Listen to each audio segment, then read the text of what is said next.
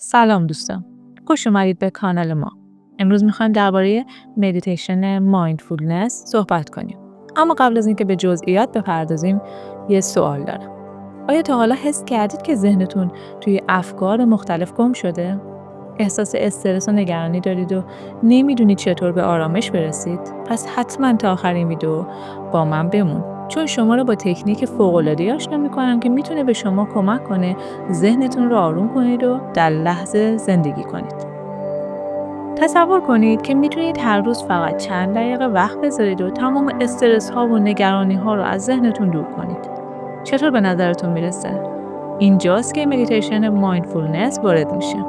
با من همراه باشید تا یاد بگیرید چطور این تکنیک رو به سادگی در زندگیتون پیاده کنید. خب، بیاید اول ببینیم مایندفولنس چیه. مایندفولنس یعنی آگاهی کامل از لحظه حال.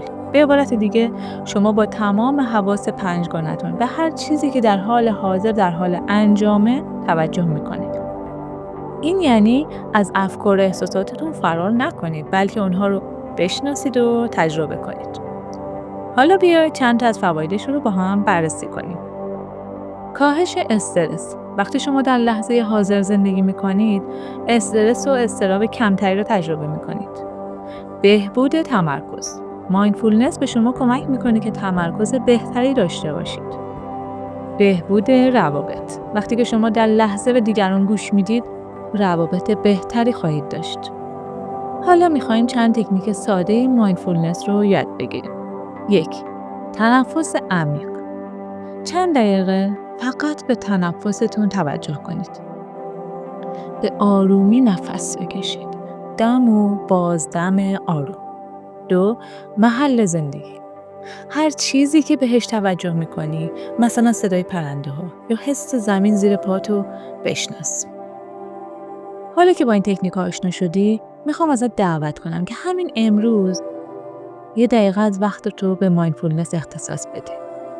میتونید تو کامنت ها بنویسید که چه حسی داشتید. و اگه این ویدیو رو دوست داشتی، حتما لایک کن و کانال رو سابسکرایب کن تا ویدیوهای بیشتری از این دست رو دریافت کنی. به یاد داشته باش، زندگی در لحظه حال میتونه بهت آرامش و شادی بیشتری بده. ممنون که با ما بودی. امیدوارم از این تکنیک ها بهره مند بشی. تا ویدیوی بعدی مراقب خودت باش و به آرامش فکر کن. خودتون رو دوست داشته باشید. دوستتون دارم. در پناه حق.